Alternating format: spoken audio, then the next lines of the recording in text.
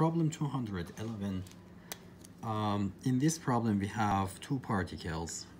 Both of them are moving in the x direction. A goes with 12 feet per second to the right. B goes with 36 feet per second to the left. We know the diameter of them, we know their mass, their weight, and also we know the coefficient of restitution. These two are going to collide and then they're going to move away. We want to find the velocity of these two after impact and also the direction of them. I'm going to show you how to find the velocity of them after impact. Then you can do the rest and find the direction of the velocities after impact. So when these two collide with each other, if I draw them a little bit bigger, let's say this is A and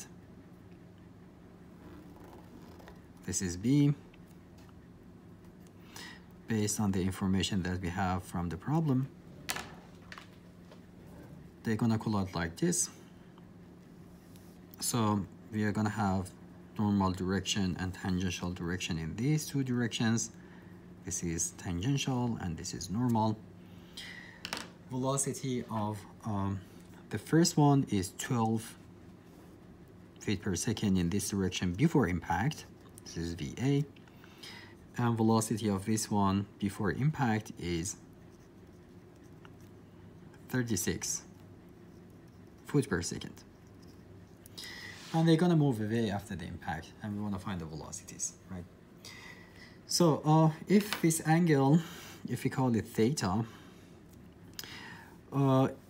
if you add the radii of these two spheres together, this is gonna be, the radius of this one is 3 and the radius of the other one is 2. So the distance from here to here is going to be 5. This is 3. And from here to here is going to be 4. So we know the sine of theta is going to be 3 over 5. So theta is sine inverse of 3/5. And now sometimes it is a little bit confusing to figure out what is VA or what is the direction of the velocities after impact. I'm going to tell you, don't even think about it. Just write down the equations and solve the equations. And the equations are going to tell you what is the direction of the velocities after impact. For example, VA prime, is it going to be in this direction or that direction? We don't know it before solving the problems, right? So without even thinking about the directions of the velocities after impact, I'm going to write down the equations and find the components of the velocities of these two particles after impact in the tangential and normal direction, right? The first two equations are the velocities in the tangential direction of these particles, which we know is not going to change. So velocity of A after impact in the tangential direction is equal to velocity of A before impact in the tangential direction. Velocity of A before impact in the tangential direction is this, and the component of it in the tangential direction we need to multiply to the sine of this angle, which is theta. So it's going to be 12 times sine of theta. So it's going to be 7.1973 foot per second. Same thing for B. Velocity of B after impact in the tangential direction is equal to velocity of B before impact in the tangential direction. Velocity of B before impact in the tangential direction is this. To find the velocity of it in the tangential direction before impact, we need to multiply VB to sine of theta. And also it's going to be in the negative direction, in tangential direction. So it's going to be negative 36 times sine of theta, which is going to be equal to negative 21.6209 foot per second. So we got two components of the velocities. To find the components of the velocities in the normal direction after impact, I have two more equations.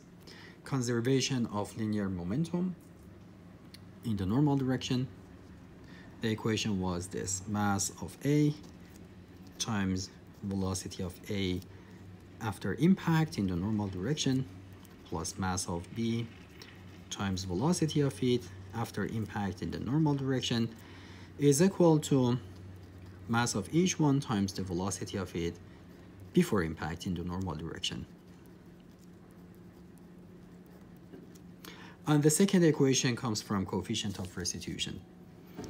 E is equal to velocity of, let's say, B in the normal direction after impact minus velocity of A after impact in the normal direction divided by velocity of A in the normal direction minus velocity of B in the normal direction before impact. Coefficient of restitution is given. It is 0.4. So 0.4 is going to be equal to VB prime in the normal direction minus VA prime in the normal direction divided by velocity of A in the normal direction before impact is going to be 12 times cosine of theta, but it is in the negative direction. So I'm going to have negative 12 times cosine of theta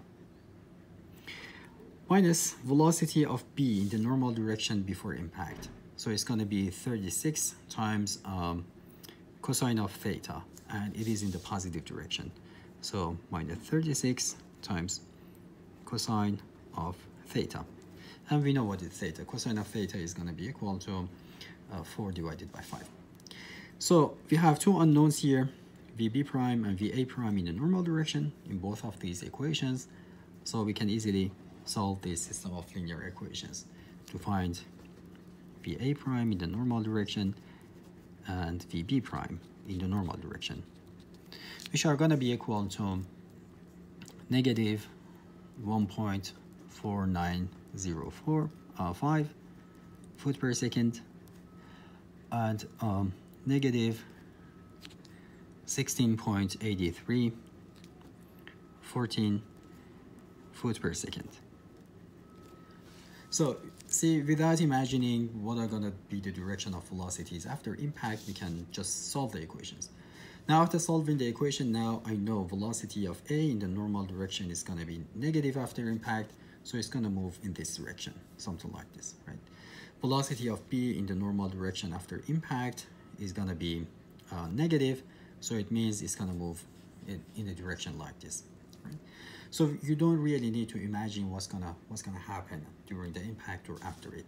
Just solve the equations, and after defining the direction, the tangential and normal direction, just stick to that. If a velocity is in that direction, is positive, it's against it, it is negative.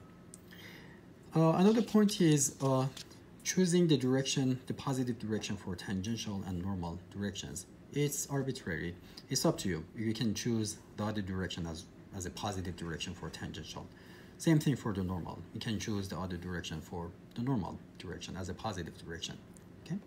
But after choosing it, you should stick to that and write all the equations in those directions.